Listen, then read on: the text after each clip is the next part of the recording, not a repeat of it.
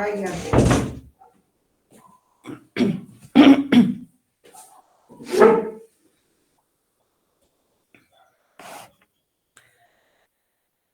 Esperaremos un minutito para que continúen entrando para comenzar.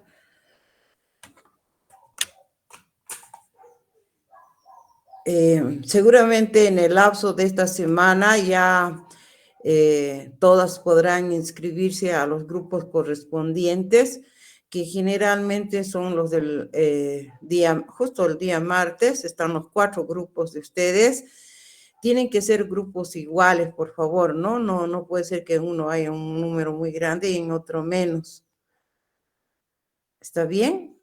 Tomen en cuenta eso. Espero que antes era así, ellos regulaban, sabían el número total de estudiantes y dividían en el número de grupos prácticos, porque los otros 4 grupos son para el grupo 400, y así más o menos hay un equilibrio. Pensé que este año ustedes eran un poquito, siempre han sido menos que el 400, el 410, pero parece que este año son numerosas también ustedes. Bueno, seguramente ya va a haber oportunidad en que nos conozcamos en vivo. Y bueno, le comentaba a tu representante que gentilmente hemos hablado, Rocío,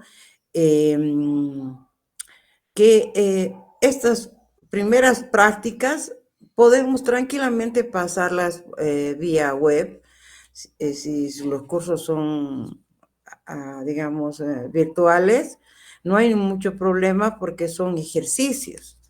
Pero ya la segunda parte, ojalá Dios quiera que ya se arregle esta situación tan difícil que estamos atravesando, o si no, veremos la forma de tener días exclusivos para hacer pues las prácticas, porque ya es algo que tenemos que hacer en el laboratorio. Ustedes van a aprender a hacer todos los análisis de composición nutricional en el laboratorio. Entonces, ahí vamos a ver cómo se da la situación, ¿no? Creo que siguen evaluando en el consejo cómo van a ser las clases. Hay clases que sí obligatoriamente, bueno, de preferencia deberían ser presenciales, ¿no? Pero quiero ponerme en la situación de algunos de ustedes, e incluso el mío propio, porque yo vivo al final de Tiquipaya, comenzando a Pote, y realmente es una penuria cargar gasolina. Muchas veces no, como ya me ha ocurrido 2 veces, haciendo cola, se acababa antes de que yo llegue al lugar, a la gasolina, y me he quedado sin esa opción. Entonces, a no ser que el horario lo recorramos de tal manera que yo pueda comenzar la clase en el segundo grupo y atrasarme un poco más hacia atrás, podría ser una solución, no sé, voy a ver. Pero creo que ya estamos la mayoría, espero, aunque voy a sacar una foto para tomar en cuenta su asistencia. Me dicen que son más de 100, pero aquí solo hay 57, porque conmigo son 58.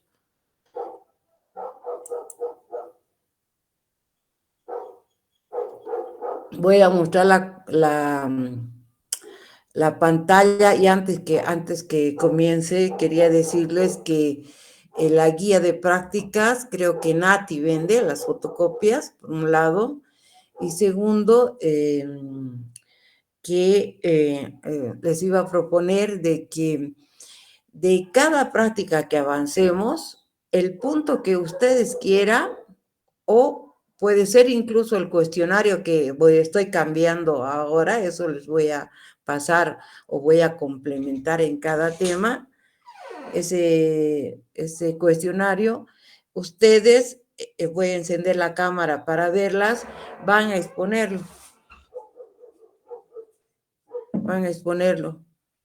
¿Cómo está mi papá? Ya. Chao. Cierra la puerta, por favor. Ay, disculpen, chicos.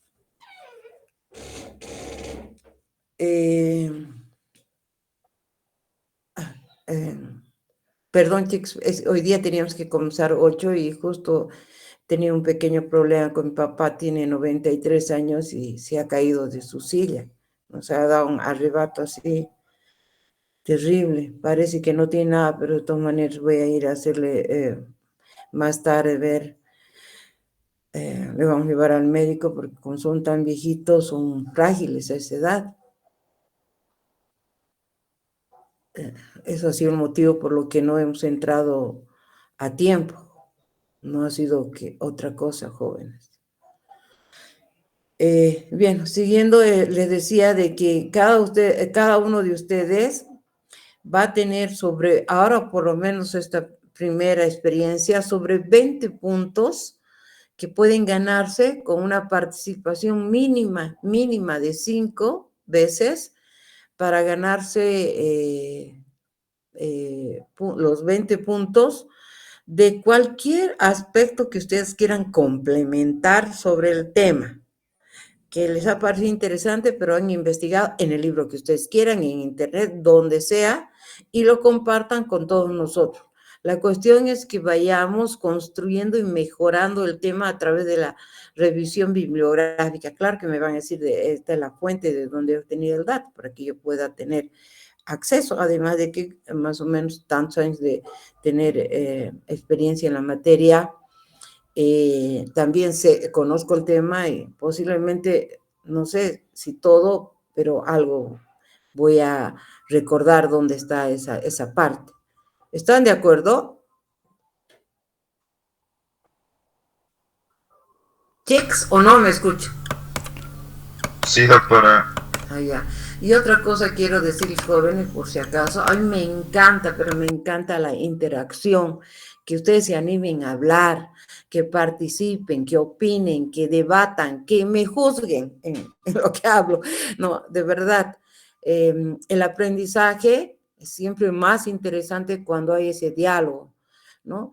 Porque lastimosamente en la facultad, creo que es uno de nuestros grandes errores como docentes, es que los hemos vuelto medio memorísticos, parecen un tacho con su agujerito donde nosotros metemos insumos que yo les aseguro que hasta de repente un poco desactualizados, y ustedes tratan de repetir lo mismo. No, esa no es la dinámica. La dinámica es cuestionarnos, es tratar de aplicar lo que estamos, es entender lo que estamos viendo, es que se quede en nuestra cabeza. Por eso es importante que también en las prácticas, aún siendo virtuales, que quizás es un poco más complicado, no me pongan pues en modo, no sé qué nombre darle, y mientras ustedes están haciendo otras cosas o están en la calle y no están poniendo atención. Hagan de cuenta de que están en el aula, de que están realmente queriendo aprender. La situación misma, yo siempre les he dicho a los alumnos hace tiempo y nunca me escuchaban, y qué pena que estemos ahora atravesando eso. Ustedes, chicos, tienen una competencia desleal con alrededor de unas 5 o más facultades de bioquímica y farmacia privadas. Buenas, malas, regulares, no lo sé, pero hay un montón de competencia. Y la facultad que más años de estudio tiene, que eso tampoco estoy de acuerdo, es la facultad de bioquímica. Ellos salen en 5 años y algunos hasta con título. En cambio, ustedes salen entre 6, en el mejor de los casos, a 7 años. Entonces, por favor, pónganse las pilas. La diferencia debería ser en el acúmulo de conocimientos. ¿Qué es eso de querer copiar, engañar, no ponerles ganas? Lo único que van a llevar adelante a ustedes en esa dura competencia, chicos, es que sepan más que ellos, que tengan más práctica que ellos. Así que, por favor, desde el primer día de clase, pónganle gana, y en todas las materias, no solo en la mía, en todas, porque lo que viene adelante es terrible, chicos, y lo estamos empezando a vivir. Entonces, basta de hablar y comencemos.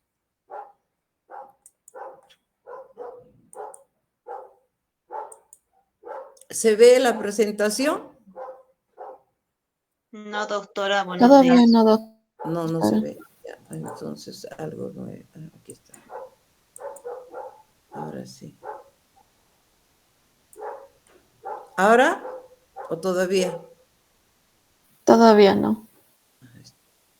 Me estoy olvidando.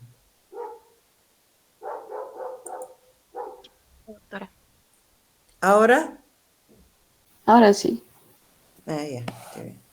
Bueno, el tema número 1 de las prácticas es valoración del estado nutricional. Ahí ustedes tienen los objetivos de esta práctica, que es identificar cuál es el papel de la valoración nutricional y además, dentro de este aspecto, comprenden también los diferentes conceptos y modelos para medir la composición corporal. Pero quizás aquí falta un objetivo que antes de valorar el estado nutricional, primero tenemos que conocer qué es estado nutricional. Aquí está como marco teórico, pero debería ser también un objetivo, ¿no? Les voy a explicar este concepto en ustedes mismas. ¿Qué es el estado nutricional de cada una de ustedes? A ver, primero, quizás cierren sus ojos recordando en su mente cómo son ustedes. Si son altas, si son bajitas, si están gorditas, si están muy delgadas, si están extremadamente gorditas, etcétera, etcétera. Cada uno de ustedes haga una revisión de eso, ¿no? Y cómo se sienten incluso. Y además, paralelo a ese ejercicio que espero estén haciendo en este momento, piensen también, primero, lo que les acabo de decir. Y el segundo, ¿qué comen? ¿Realmente se alimentan bien? ¿Ponen interés en la alimentación como un factor importante para su salud? ¿O comen por comer? Porque muchas veces ocurre eso. Tomamos desayunos autómatas, almorzamos lo que nos preparan en la casa, muchas veces picamos cosas que no deberíamos porque tenemos ansiedad, en la noche seguimos comiendo, no reflexionamos en la importancia que tiene el acto de nutrir, así debería ser, nuestro cuerpo, ¿no? A ver, les daré unos 2 minutitos para que hagan eso.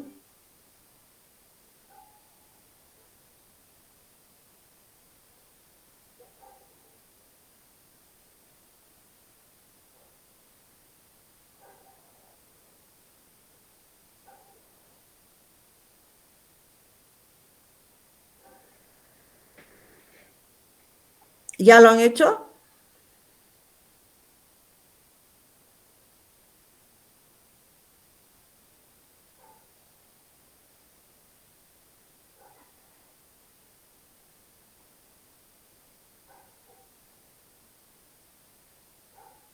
Jóvenes, ¿me están escuchando? Sí, doctora. Ya.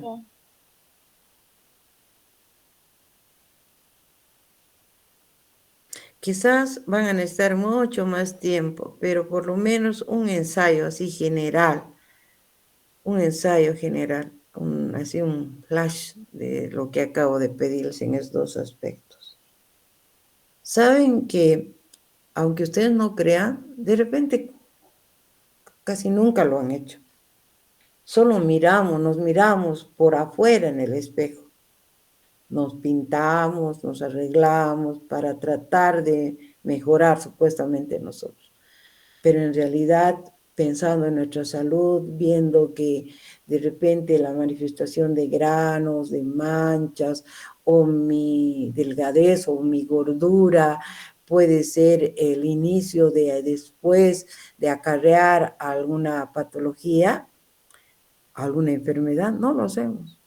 Cuando comemos también rara vez, quizás ahora por tanto mensaje que no es necesario copiarlo, sino que en base a espero que logremos que ustedes puedan identificar y conocer su cuerpo, recién puedan elegir de repente una mejor dieta, acomodarse, de repente es excesivo los suplementos que algunas toman, porque es de moda que la vitamina C, que la vitamina A, que la vitamina no sé qué, el ácido no sé qué, algunos tienen tipo farmacia, sobre todo las señoras, creen que esa es la solución, cuando de repente hasta empeoremos, ¿no? Los suplementos solo son necesarios cuando hay escasez, esperemos que nunca nos llegue, de alimentos, ¿no? Pero la primera opción siempre van a ser los alimentos, porque ese entramado que tiene el alimento es otros componentes, además de determinada vitamina, mejora la asimilación, es natural, el cuerpo lo reconoce más fácilmente, lo capta más fácilmente que una tableta.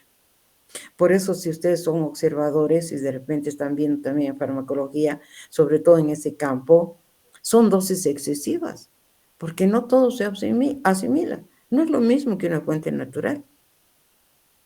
Entonces, todas esas cosas espero, porque nosotros no llevamos dietoterapia, nuestra nutrición es diferente. ¿Y han llevado el tema número 1 de nutrición? En teoría. No, No, doctora. Sí, pues hacemos. ¿Hicieron? Solo una Ya saben que es. introducción, doctora. solamente era una clase de presentación. Ya, porque es importante que sepan diferenciar los conceptos, ¿no? Para empezar, nutrición, ¿qué es nutrición? No voy a dar la clase, ¿no? Pero en resumen, es todos los procesos que ocurren al alimento dentro de nuestro organismo, ¿no? Ustedes, la nutrición es involuntaria, es un proceso involuntario. La alimentación es un proceso voluntario, porque ustedes deciden qué comen, qué no comen, qué trago, qué no trago, ¿no? Eso es voluntario, no define, aunque algunas veces lo hagamos en modo automático, pero finalmente es algo que tú decides. En cambio, la nutrición, te pasaste un chocolate y no puedes decir, por favor, chocolate, no me engordes, no te asimiles, no pueden decir eso, chicos. Ya está dentro de su boca y escapa a la decisión de ustedes, ¿me entienden, no? Perdón que sea siempre empleo en un lenguaje coloquial para que se les grabe. La nutrición es un proceso, como les decía, involuntario, y se da todo el proceso de digestión, el proceso de absorción, el proceso de asimilación y finalmente el metabolismo, ¿no? Por eso la materia de nutrición está súper pegada a lo que es la bioquímica. Sin entender bioquímica no podemos entender el metabolismo, ¿no? Pues por si acaso, por ejemplo, a mí me apasiona la bioquímica, soy docente titular de bioquímica en la Facultad de Agronomía hace muchos años, ¿ya? Y soy docente titular de nutrición en la facultad, ¿no? Porque por cuestiones un poco políticas me hayan quitado el otro grupo es otra cosa, pero no importa, está bien. Tengo exceso de horas. Entonces, esa es la nutrición, tienen que tenerlo clarísimo. Entonces, todos esos procesos de digestión, asimilación, metabolismo y excreción inclusive, eso se llama nutrición. En cambio, la alimentación es otro fenómeno. Ustedes llevan nutrición y llevan bioquímica 2 años y llevan bromatología, del que también soy docente en la parte práctica en bromato, que es el estudio de la bioquímica del alimento fuera del organismo, ¿no? En la facultad hacemos mucho énfasis en el control de calidad de los alimentos, aunque bromatología no es eso nada más. Bromato es una ciencia que, como les acabo de decir, estudia hasta la parte bioquímica de los procesos de transformación, su conservación y su control de calidad, ¿no? Solo que está orientado más a procesos de calidad porque no alcanzaría el tiempo, quizás, ¿no? Es así. Entonces, otra cosa es que en los alimentos hay varios nutrientes, ¿no? Un alimento no necesariamente es completo, ¿no? Y hay alimentos como por ejemplo el azúcar que solamente tiene sacarosa, cero de otras cosas, ¿no? Entonces, después poco a poco vamos a ir viendo y analizando.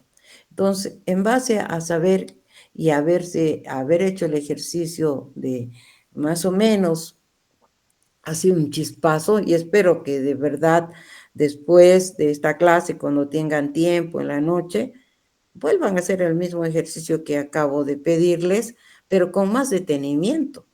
E incluso anoten en una hojita, en un cuaderno, en un diario, en alguna cosa. Es interesante conocernos. Y muchos no nos conocemos. Empiecen a observarse desde sus pies hasta su cabello. cómo está su cabello, si está muy ajado, porque muchas cosas superficiales son el reflejo de lo que está pasando adentro. Y cuanto más precozmente seamos capaces de detectarlo, pues mejor, ¿no? Entonces, hagan ese mismo ejercicio. Cuando decimos estado nutricional, no es otra cosa que el resultado entre el aporte de nutrientes que dan a ese cuerpo y las demandas nutritivas que tiene ese cuerpo. ¿Qué quiere decir eso? Por ejemplo, si yo como más de lo que mi cuerpo demanda, es decir, lo que necesita, por supuesto que voy a estar gorda. Si yo le doy menos de lo que mi cuerpo me está demandando, voy a estar delgada. Aunque existan otros factores también que contribuyen a eso, pero en lo grosso, en lo grande, esto define el estado nutricional. No es mentira que Aristóteles, por ejemplo, decía, eres lo que comes, ¿no? Que el alimento sea tu medicina y tu medicina sea tu alimento, también es otra frase de Aristóteles. Y tenía razón, ¿no? Aunque después les voy a ir introduciendo en otros factores, pero ahora ese es el estado nutricional, si leemos ahora lo que dice aquí, el estado nutricional de un individuo o individuos es el resultado entre el aporte nutricional que recibe y las demandas nutritivas del mismo, necesarias para permitir la utilización de los nutrientes, mantener las reservas, compensar las pérdidas, ¿no? Su valoración en un individuo o en un colectivo en concreto es una necesidad, dada la estrecha relación entre nutrición y salud, permitiendo definir su estado nutricional. Ahora sí se entiende, ¿no, chicos? Sí, doctora. Ah, qué bien. Bueno, esas demandas, por ejemplo, algunas veces están más altas y eso depende de la edad, depende de la actividad física que ustedes realizan, depende incluso del ambiente, del clima. Se van a dar cuenta que cuando hace más frío quieres algo calientito y dulcito, ¿no? De lo que comemos. Cuando comen mucha carne necesitan energía y quieren un postre. ¿Les ha dado eso? Por eso buscan también una bebida azucaradita. Ya vamos, les voy a ir explicando. Bueno, yo doy muchas cosas en teoría, pero no son mis alumnas, pero voy a tratar de complementar algunas cosas que ustedes van a necesitar. ¿Si están de acuerdo? Sí, doctora. Ya. Entonces, creo que está entendido que había sido estado nutricional, ¿no? No es lo mismo, por ejemplo, las demandas que tiene un cuerpo, el mío, por ejemplo, que ya estoy vieja, ay, perdón, pero ya en la edad madura, diré, así más agradable. En cambio, ustedes están jóvenes, deben estar bailando en su cama, yo creo, están con energía, algunos todavía van a hacer, y eso es excelente, ¿no? Van a hacer deportes, corren, juegan, básquet o lo que fuera, ¿no? Entonces sus necesidades van aumentando. Pero si es una chica que todo el día está echada, buscando echarse, seguramente sus necesidades son menos, porque hay menos gasto energético, pero va a tener a la larga implicaciones de salud, ¿no? El cuerpo está diseñado para moverse. Ahora, ¿cómo podemos valorar el estado nutricional? Ahora que ya sabemos, ¿no? Es una información que en realidad la valoración nutricional no solamente se hace en el individuo individual, sino se hace en colectivos para crear políticas, decisiones incluso, digamos, departamentales o nacionales, para dar a conocer cuál es nuestro estado nutricional como país o como región, ¿no? Otra cosa que antes que se me vaya, estaba dando vueltas en mi cabeza, aunque ustedes no crean, yo cuando algunas veces estoy así dando clases virtuales, cierro mis ojos, porque así trato de concentrarme y de encontrar mejor mis ideas. ¿Qué les iba a decir? Por favor, la nutrición es individual, porque está ligada al metabolismo. Y cuando hablamos de metabolismo, chicos, Todos los procesos metabólicos ocurren dentro de las células. En el medio interno somos exclusivas. No hay otra persona igual que ustedes, ni siquiera dos mellizas que son aparentemente idénticas, ¿no? No son iguales en su medio interno. No son. Ustedes son exclusivos y sus proteínas son solamente de ustedes. En el medio extracelular somos semejantes por especie, a no ser que por ahí haya un cloncito o haya un extraterrestre, no sé. Pero en general somos similares, no idénticas. A eso, gracias a esa, entre comillas, similitud como especie, es que podemos tener parámetros, podemos utilizar técnicas que valoren en las enzimas, en los líquidos extracelulares, parámetros como glucosa, como colesterol, ácido úrico, etcétera, etcétera, que se hacen pruebas en análisis clínico. Pero en el medio intracelular somos exclusivísimas. Eso no se olviden nunca. Y el metabolismo ocurre dentro de la célula y es propio de ustedes. Sus proteínas son únicas. ¿Está claro? ¿Sabían eso?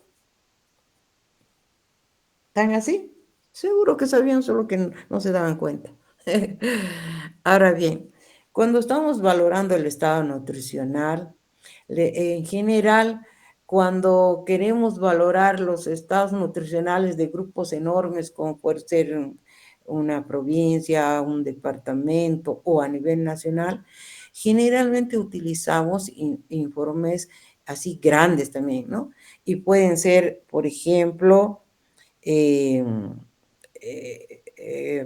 bueno, antes de decirlo, también no solo sirven para ver el estado nutricional, sino para también determinar cuáles son las causas que están provocando, digamos, algunas deficiencias, para potenciar intereses en salud pública, para mejorar, para ver el consumo de alimentos que tiene nuestra población, etcétera, etcétera, ¿no? Porque no todas las poblaciones, en general, hasta como país, tenemos ciertas costumbres alimentarias que no tienen otras regiones. Y en base a eso, incluso los valores de algunos elementos de composición, por ejemplo, el nivel de colesterol en los bolivianos, en general, aunque no estén enfermos, son ligeramente más altos que en poblaciones, por ejemplo, indias, de la India, porque en la India son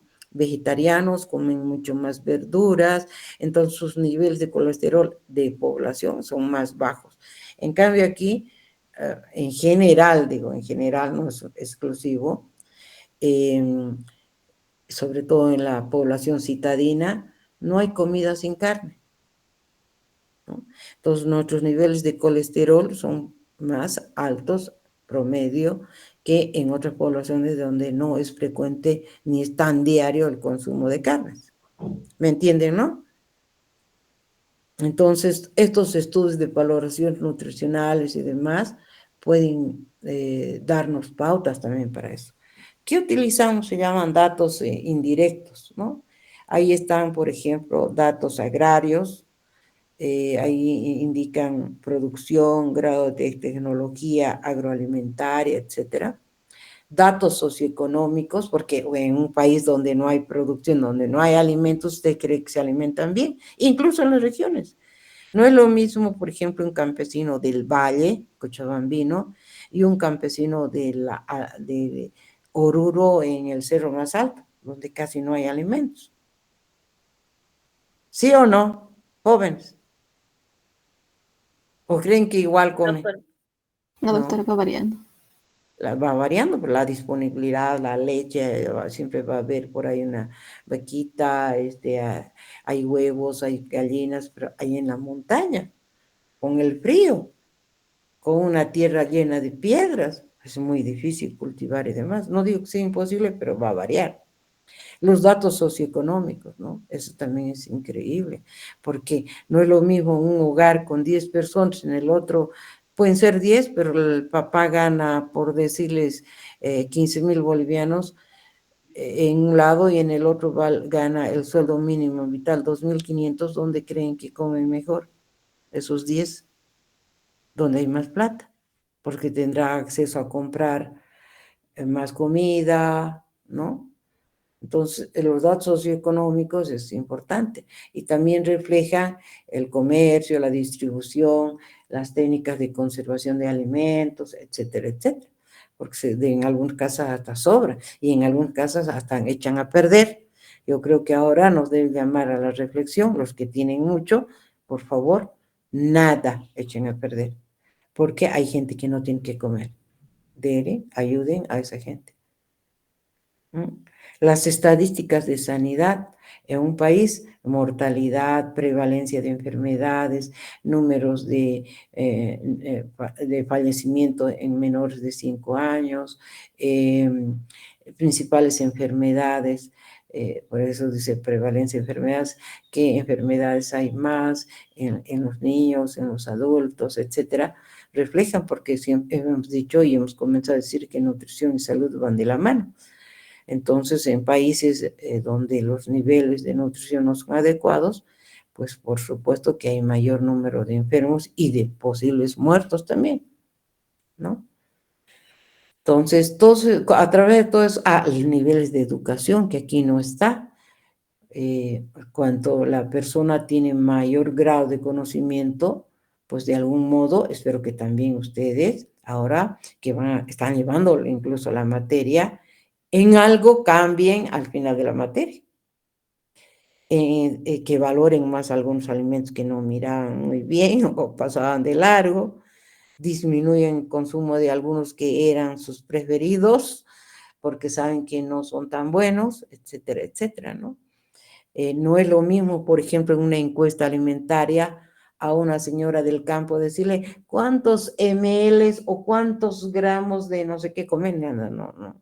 ¿Qué será? Ml, te dirá. En cambio, a una persona de salud, a una enfermera, ¿cuántos ml? Al tiro te va a responder, o sea, ¿qué es ml? ¿No? Incluso la forma de hablar, expresarnos, de acercarnos a grupos de población cuando hacemos algún tipo de trabajo en este campo, tiene que ser bien ubicado, ¿no? Tendré que llegar hay diferentes tipos de encuestas alimentarias. Emplearé pues la más adecuada para ese grupo etario. Si es niño, si son señoras de la cancha, si son campesinos, si son personal de salud, etcétera, etcétera, según el nivel de educación también. Entonces, eso también ahí falta ese aspecto, la parte de educación, que es muy importante. Bueno, esos serían los métodos, entre comillas, indirectos, porque eso es lo que mostramos al mundo, por ejemplo, los niveles de salud, los niveles de ingresos económicos, los niveles de educación, más o menos ayudan a definir el estado nutricional de Bolivia, así en grande, ¿no? Sí. Puede no ser tan cierto porque algunas veces los gobiernos acomodan esos datos o pueden ser realmente ciertos, no lo sé.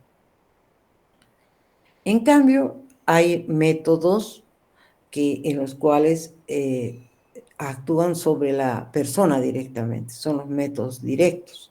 Estos métodos directos, todos ellos tienen ventajas y desventajas y se pueden aplicar en los individuos con más o menos, digamos, frecuencia.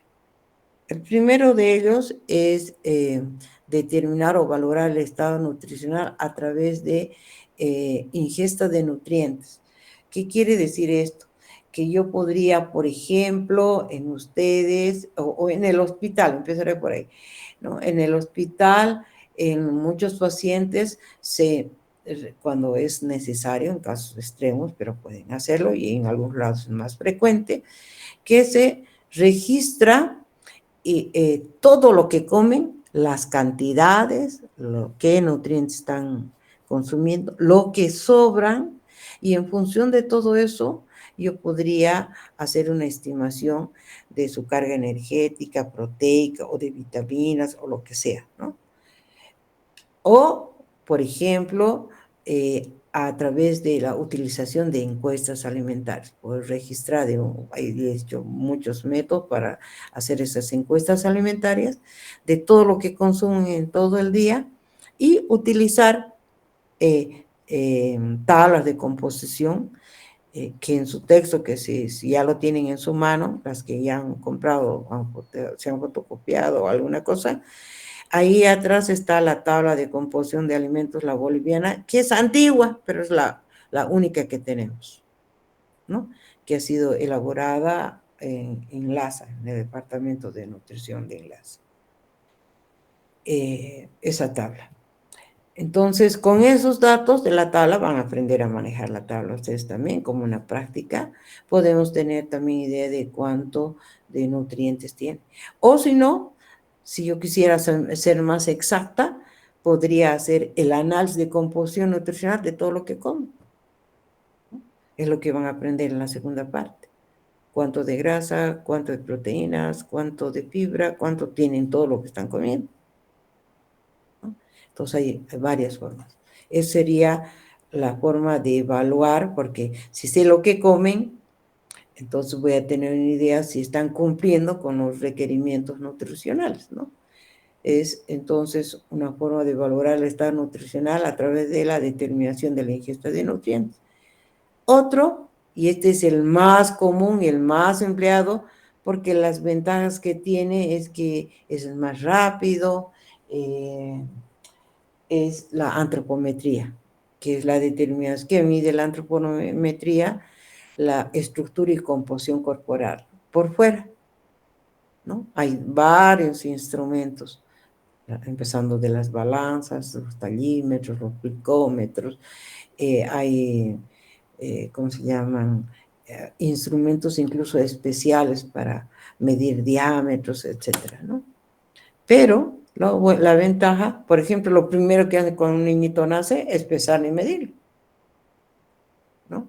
Y cómo hacen su seguimiento de su crecimiento, también yendo al médico, y lo que hacen en el tiempo, hasta creo que son los 10 años, no me acuerdo, ir pesando y midiendo, haciendo un seguimiento. Después, la mano que no son mis alumnos, algunas cosas les voy a explicar, porque después, cuando llegue el tema de estructura y composición corporal, que lo vamos a ver, ¿ya? Si no, no voy a terminar el tema 1. El otro es valoración bioquímica del estado nutricional. Esto es nuestro trabajo exclusivo de los bioquímicos, es decir, que a través de análisis clínicos, como determinación de vitaminas y otras pruebas, puedo yo determinar el estado nutricional. La desventaja de este método es que aquí se necesitan equipos caros, pues necesito un laboratorio, necesito reactivos, necesito gente especializada, los bioquímicos, quien hagan las pruebas. Entonces, se utiliza también, quizás frecuentemente, menos quizás en otro medio, porque la gente es pobre, pero cuando el médico lo ve necesario, pues pide los análisis, ¿no? Cuánto de hierro, cuánto de calcio, cuánto de, no sé, algún otro nutriente especial para diagnosticar su estado nutricional o quizás relacionado también con alguna patología, ¿no? Otro es evaluación clínica del estado nutricional. Esto, por ejemplo, no es nuestro fuerte porque es más de los médicos. Los médicos, a través de estudios de amnese, es decir, ven cómo es la textura de tu piel, el color de tus ojos, miran la retina, miran el cabello, etcétera, etcétera. Esa evaluación clínica pueden detectar, no con presión, por supuesto, pero tienen una apreciación de su estado nutricional. ¿Sí o no? Eso lo hacen mejor los médicos. Y el último, que es la evaluación inmunológica. Justamente yo, a raíz de un trabajo inicial, mi primer trabajo, bueno, el segundo trabajo, fue, y de esta manera también ingresé a la facultad como docente de nutrición a través de un examen. Trabajé En el hospital Vietnam había un centro, una sala que creo que todavía persiste, han pasado tantísimos años, pero en ese momento fue un proyecto de la Orston de Francia. Y ellos, bueno, porque así nomás, la verdad que los extranjeros no es nada por nada, siempre tienen algún interés, ¿no? Ellos en Francia, en la Orston, que es un centro de investigación de alto nivel, habían desarrollado una hormona tímica y pretendían probar qué tal era esa hormona tímica que habían desarrollado ellos. Claro, no podían probar en seres humanos, por supuesto, pero necesitaban sangre de estos niños. Entonces crearon el CRIN, que era un centro de recuperación inmunonutricional. Sabemos que el estado inmunológico está pegado a la nutrición. Una persona que no está bien nutrida, pues tiene su sistema inmunitario más bajo, ¿no? Eso es ya conocido. Entonces allá lo que se hacía es que se pedía un permiso a los papás para que los niños desnutridos de tercer grado, que en ese entonces eran muchos, entren a la sala y se comprometan a dejarlos durante 3 años. 3 meses. Entonces estos niños que, entre comillas, habían superado la patología por la que llegaban al hospital, que generalmente eran resfríos, diarreas, lo que fuera, recuperaban, y si sus papás aceptaban, porque tenían desnutrición de tercer grado, entraban a esa sala. Y en esa sala, a través de una dieta especial, pues se trataba de recuperar. Es tan triste, chicos, que algunos niños, aún bebitos chiquitos, ya no quieren vivir porque la vida por X, Y, Z motivos les ha tratado tan mal, que prefieren hasta morirse. Ese era un equipo multidisciplinario. Habían médicos, habían bioquímicos, había nutricionistas, habían enfermeras, había psicólogos. Era un equipo multidisciplinario que cada uno tenía su papel para tratar de recuperar, ¿no? Y ahí se les daba, de acuerdo a su grado, a su edad, una dieta, se dividía en 3 líneas, una dieta de bombeo, una dieta, una primera, perdón, no era la de bombeo, la del medio, la primera de inducción nuevamente a la alimentación, la de bombeo porque le daban más de lo que necesitaba, y otra de transición para que se parezca más a la dieta que posiblemente iban a seguir en su casa. Y también había una especie de capacitación a la familia, ¿no? Para que mejore ese estado. Pero es bien triste, chicos, no saben lo grave que es. Y yo como bioquímica, ahí con otra docente que trabaja en medicina, que es la doctora Lourdes Salles, que es una investigadora de alto nivel, está en medicina, éramos los que encargados de realizar el recuento de linfocitos inmaduros en la sangre. Los niños, cuando son desnutridos, dependiendo de su grado, en este grado, en tercer grado, uno, que el timo casi lo tenían atrofiado, eso veía el médico, que era el encargado de hacer la tomografía de seguimiento del timo, pero como el timo estaba, digamos, atrofiado, lanzaba a la sangre linfocitos inmaduros, y esos linfocitos inmaduros pues no protegían a ese cuerpo, por eso es que penden de un hilo los desnutridos, se enferman de todo y se van al cielo, ¿no? Se mueren. Entonces, ellos medíamos cómo la nutrición, si tenía relación con la recuperación y en qué tiempo se recuperaba su sistema inmunitario, ¿no? En esos 3 meses, si llegaba al 100% de recuperación, ¿no? Etcétera, etcétera. Entonces, ese que era una técnica que ellos, los franceses, nos enseñaron, se hacía en microscopio de inmunofluorescencia el recuento de los linfocitos. No sé si aquí en inmunología ven esas técnicas, no lo sé, ¿no? Y ese fue mi primer trabajo. De ahí es que me enteré de que en la facultad, al año de yo haber egresado, la docente de nutrición se estaba jubilando y francés Felipe Chevalier se llamaba, me dice, pero Teresa, anda a tu facultad, preséntate. Y me acerqué y me acuerdo que el decano de ese entonces me dice, no, no, no, no, aquí ya hay nombre y apellido, pero tú eres todavía muy joven para pretender ser docente, nunca me olvido. Pero tenía experiencia de haber sido auxiliar, todas las químicas he dado en la facultad de auxiliar cuando era estudiante. Pero no quería que me presente. Le digo, pero doctor, no está prohibido, me voy a presentar. Ah, bueno, si quieres, así si quieres que perder tu tiempo un poco más. Me dijo que participé y gracias a Dios logré ganar. Y de esa manera entré a la facultad. Por eso yo en la facultad no le debo a nadie ni el suspiro, porque he entrado por examen y luego también me he titularizado.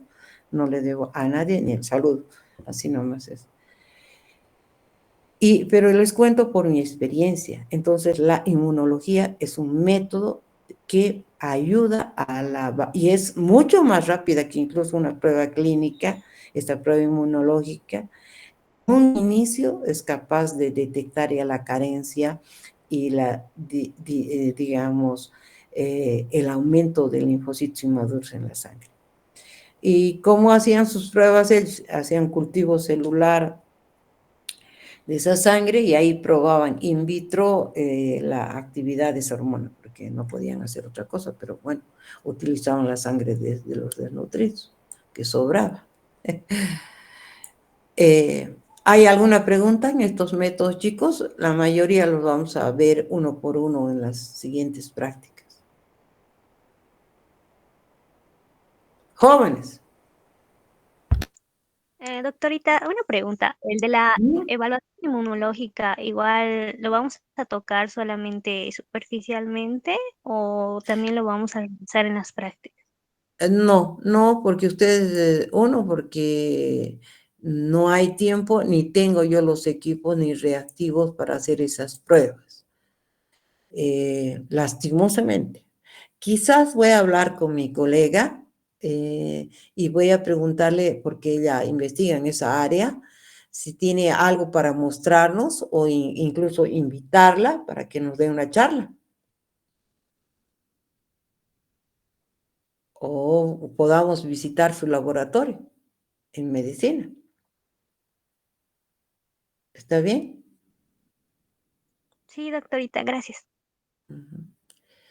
Luego viene la composición corporal. Aquí también la composición corporal está ligada a la valoración del estado nutricional, ¿no? Y era un objetivo. ¿Qué es el análisis de la composición corporal? Es esa herramienta que permite conocer las proporciones de los distintos constituyentes del cuerpo humano, ¿no? Su estudio resulta imprescindible, dice, para comprender el efecto que tiene la dieta, el proceso de crecimiento, la actividad física, la enfermedad y otros factores del entorno sobre el organismo. Así que el análisis de composición corporal es importante. Por ejemplo, para que tengan idea de lo que estoy hablando, ya de rutina las personas mayores de 50 años que nos hacen un análisis de densitometría ósea, por ejemplo. ¿Cuánto de materia ósea tengo? ¿No? Y es común. En los deportistas, la medición de la grasa localizada o la grasa total en un cuerpo es normal. Porque, por si acaso, más grasa en el cuerpo, menos agua, menos rendimiento. Así nomás es. Después les voy a hacer reír cuando veamos un poco más en detalle algunas cosas. Por ejemplo, ¿por qué creen que las mujeres somos más curvilíneas, tenemos más grasita en determinados lugares? ¿Por qué creen? ¿Y por qué? ¿Por qué? A ver, primero antes de que me acelere. ¿Alguien sabe?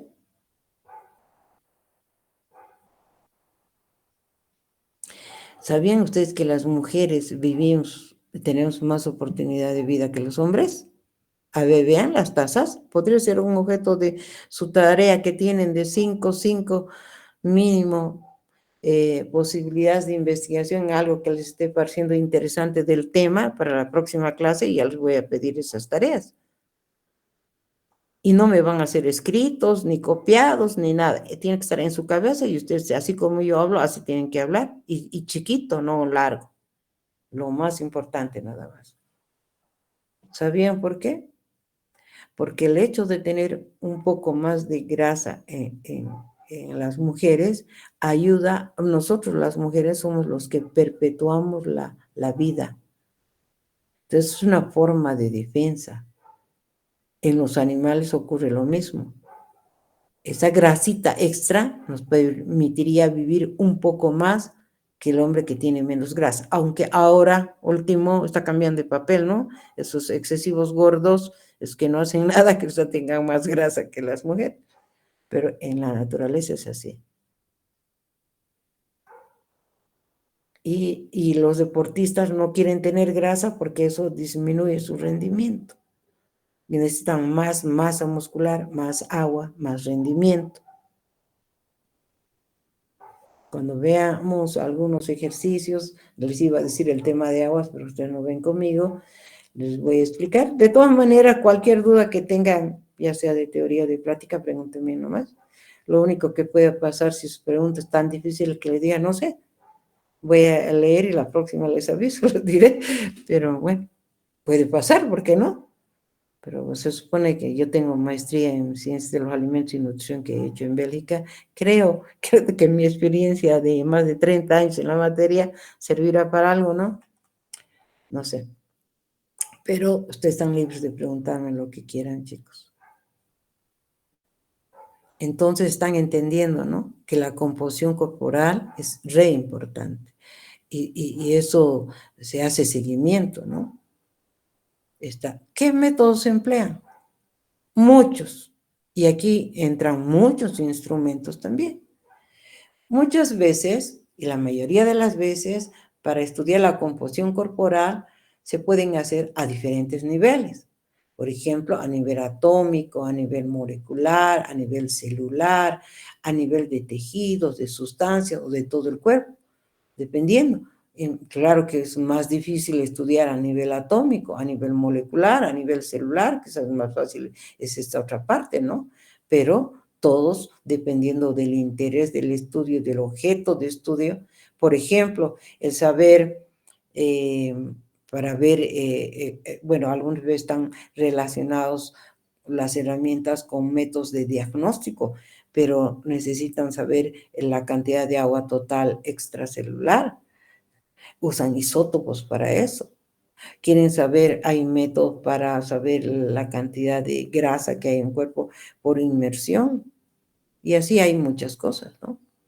El estudio de la composición corporal a nivel molecular puede hacerse agrupando las moléculas que comparten diversas características en compartimentos separados. Este hecho ha hecho que aparezcan modelos de compartimentales. ¿A qué se refiere? Con los ejemplos es mejor la explicación. Por ejemplo, algunas veces se divide el cuerpo en dos compartimentos, ¿no? Que sería la masa grasa y la masa libre de grasa, masa magra también se llama, ¿no? Que es lo mismo, masa grasa y masa magra, ¿no? Estas son las abreviaciones. Este es un método para ver. Se diferencia en lo que el primer modelo MG incluye todos los lípidos que son extraíbles con un solvente, tanto el tejido graso como de otros tejidos. En la denominación LBM se incluye una pequeña cantidad de lípidos estructurales, por ejemplo, los que forman parte de la membrana. La diferencia en LBM y MG.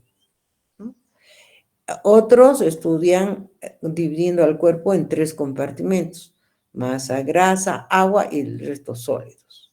Otro en 4, masa, grasa, agua, proteínas y minerales. Otro en 5, grasa, agua, proteínas, glucógeno y minerales. Otros en 6, grasa, agua, proteínas, glucógeno, mineral óseo y mineral no óseo. Porque hay minerales no óseos, cobre, zinc, aunque trazas de eso de repente también forman parte de la hidroxiapatita, el zinc, por ejemplo, o el magnesio. Pero también hay otros minerales que posiblemente no estén formando parte de la hidroxiapatita, que así se llama la masa ósea, dientes y huesos, y que estén en el cuerpo.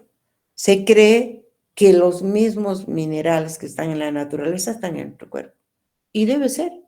No hace muchos años que, bueno, digo, entre comillas, no muchos, hablando de unos 50 o 70 años atrás, es que se sabe ya a cabalidad cuál es el papel que desempeña el cobre, por ejemplo. Ahora hay hasta tabletas de cobre, porque a algunos se le ocurre consumir cobre porque sabe que está ligado al metabolismo de la glucosa.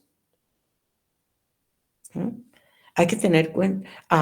Ahora, por ejemplo, ya a través de los estudios que hacen de los cuerpos con métodos más modernos, se ha visto que hay trazas de oro.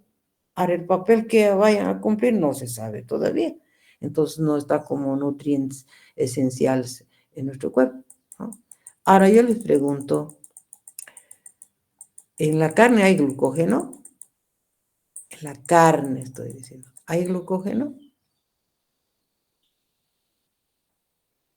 Chicas.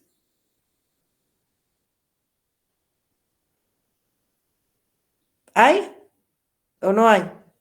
Rapidito. Sin preguntarle a su teléfono. ¿Hay o no hay?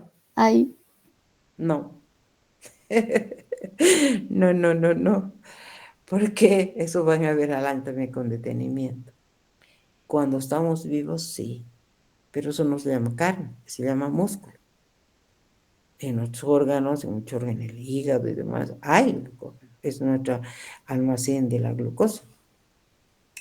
Pero cuando un animal muere para volverse carne, una vaca, dependiendo del tipo de carne, si es carne roja, si es carne blanca, va a variar el tiempo de dos procesos bioquímicos que se dan de transformación, que es el rigor mortis y la maduración enzimática.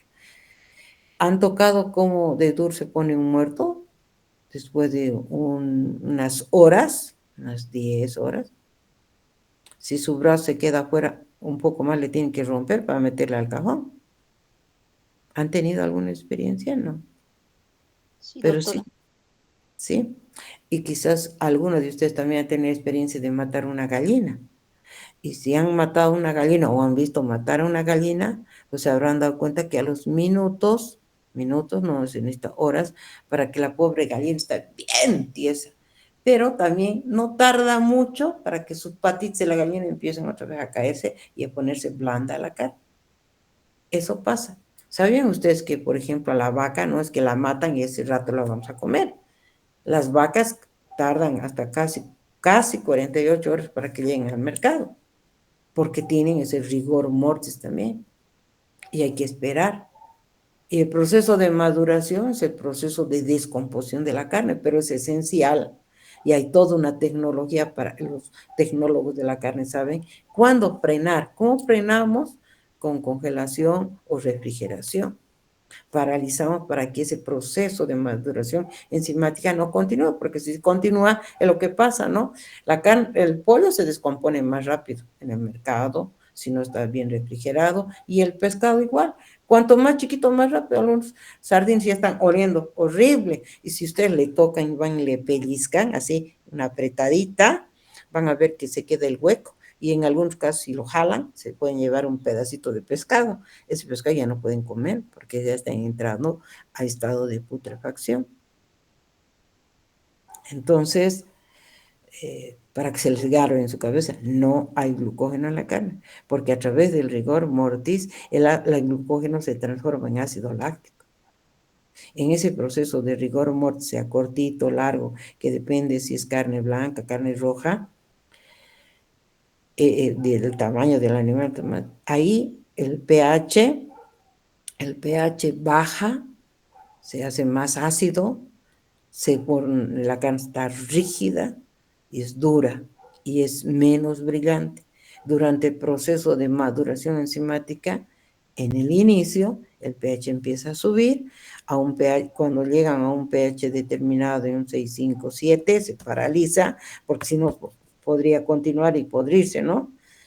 Entonces se paraliza eso el mayor tiempo posible para que nosotros podamos comer, pero en ese caso ya no hay glucógeno.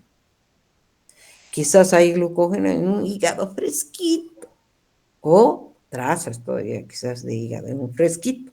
Por ejemplo, en mis prácticas de bioquímica, hace tantos años, no sé por qué ahora no hacen, hacíamos y cuantificábamos justamente, hacíamos una curva de seguimiento, un espectrofotómetro, la degradación del glucógeno en hígado de rata o en hígado de conejo, ¿no? Y se podía ver cómo iba decayendo los niveles de glucógeno a medida que pasaba el tiempo. No es difícil esa práctica. En bioquímica hacíamos nosotros. Entonces, es así, que se quede en su cabeza bien, bien, bien, bien, bien, bien. En el fondo, no se olviden nunca, al año van a ver seguro en bromato. ¿Sabían eso?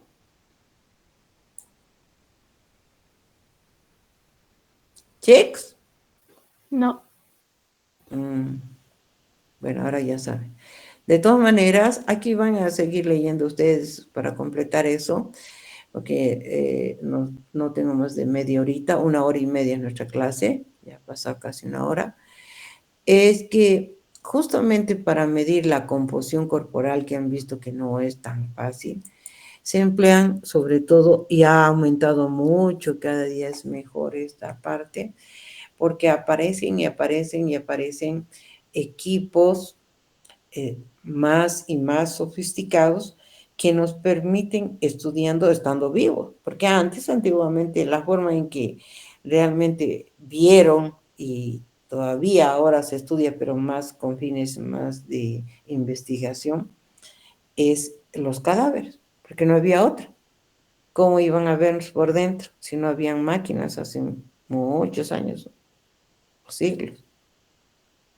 Pues tenían que abrir, cuando se morían les abrían y ahí veían, este el hígado, este tal cosa, esta así, esta así, y es el inicio de la medicina, estudiándolos por dentro.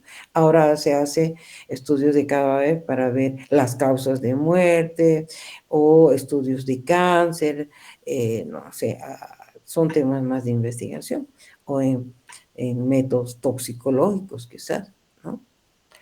Entonces, pero ha avanzado muchísimo porque, por ejemplo, de lo que era, y aquí abajo está, por ejemplo, ya los métodos, van a leer las letritas, que ahorita estoy impaciente, es justamente esta composición corporal, que es la grasa, no grasa, músculo, óseo, residual, piel, etcétera, etcétera, con estos métodos, y aquí están quienes han empezado con estos métodos bicompartimentales, multicompartimentales, etcétera, que después se han tratado y se han logrado estos estudios gracias a las técnicas de valoración, que son estas últimas, ¿no? Que incluso ahora ya no están aquí todas, tengo que mejorar mi texto, tengo que actualizarlo, porque ya les estoy diciendo, sí, sigue nomás como directo el anatómico, que es la disección de cadáveres, pero esto ya la finalidad no será su valoración nutricional, quizás como un dato más, ¿no? Pero nada más. Generalmente la disección de cadáveres se hace con fines investigativos, como acabo de decir, pero están todos los métodos indirectos que cada día son más y más, digamos, interesantes. Por ejemplo, me voy a dar un poquito de salto para esto, ¿no? Los de imagen. Hace no mucho tiempo que solamente había rayos X. A través de rayos X, ¿qué se podía ver? De lo que se podían ver eran los huesos, y hasta ahora se sigue usando, aunque en otros países menos, porque esas radiaciones son altamente tóxicas y no se deberían hacer con mucha frecuencia, pero es el, digamos, método más económico, la radiología convencional, y se veían algo de los órganos, se los veía, pero no con precisión.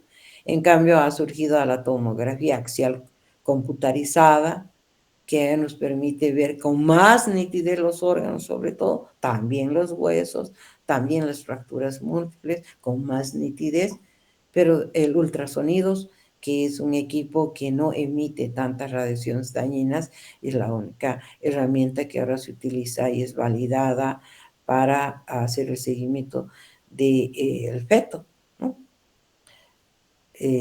Porque a diferencia de los otros no emite tanta radiación, pero aún así tampoco es aconsejado que hay mamás fanáticas que cada semana quieren ir a mirar, ¿no? Sino estos doblemente indirectos, ¿no? La resonancia magnética nuclear, aquí no sé, no está. Es ahora que ves los órganos no solamente en sus diferentes capas o formas, sino hasta moviéndose. Hay cirugías de cerebro que utilizan esas herramientas para ver con detalle o para hacer diagnósticos más finos, claro que son más caros. Después viene el TOVEC, la conductividad eléctrica corporal, el VIA, la bioimpedancia eléctrica, la reactancia a la luz infrarroja, y de tarea los más modernos ustedes van a ayudarme a colocar aquí, ¿no? Que pueden ser métodos, que es uno de los puntos del trabajo práctico, pero les voy a aumentar a estos que están aquí otras preguntas más que les voy a pasar, y sobre todo no solamente buscar en bibliografía el fundamento de estos que me lo van a decir de forma oral, sino que si hay otros modernos que no están puestos aquí, pues van a contribuir al texto. ¿Alguna pregunta? ¿Chicos? Ahí es mis alumnos.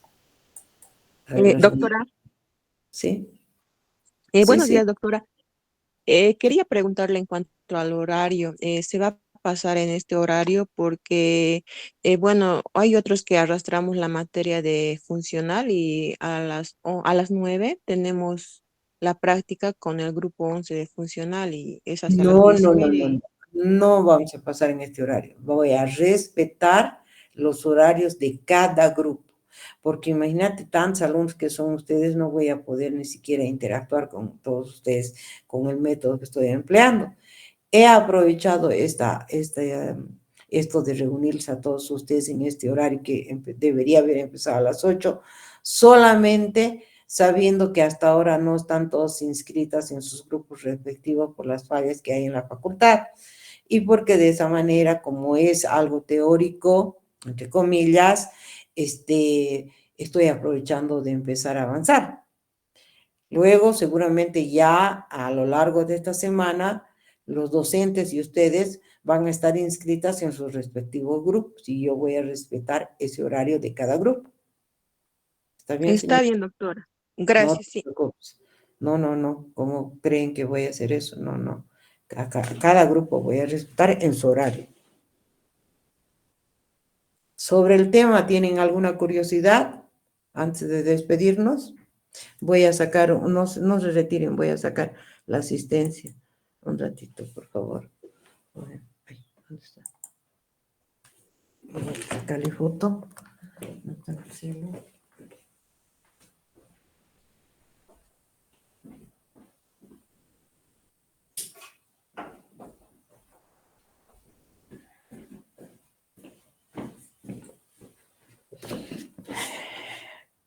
Un minutito de paciencia, por favor. La foto.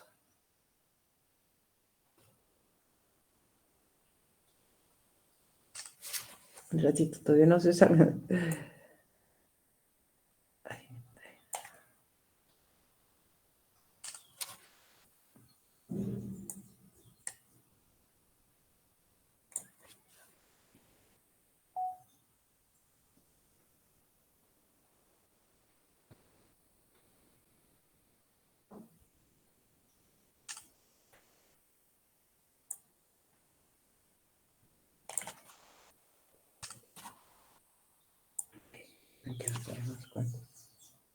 Ya, ahora sí.